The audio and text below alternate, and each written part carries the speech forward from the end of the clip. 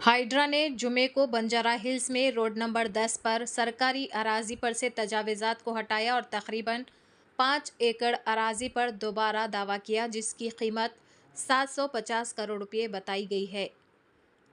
महकमे ने आज गैर मजाज तामीरात को मुनहदिम करते हुए और कब्जा शुदा इलाकों को खाली कराते हुए ये कार्रवाई अंजाम दी।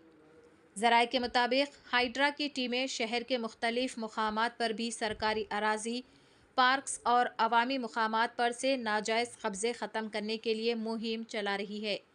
ये इंसदादे कब्ज़ा कार्रवाइयाँ बड़े पैमाने पर जारी है। चैनल को लाइक करें, शेयर करें और फॉलो ज़रूर कर लें।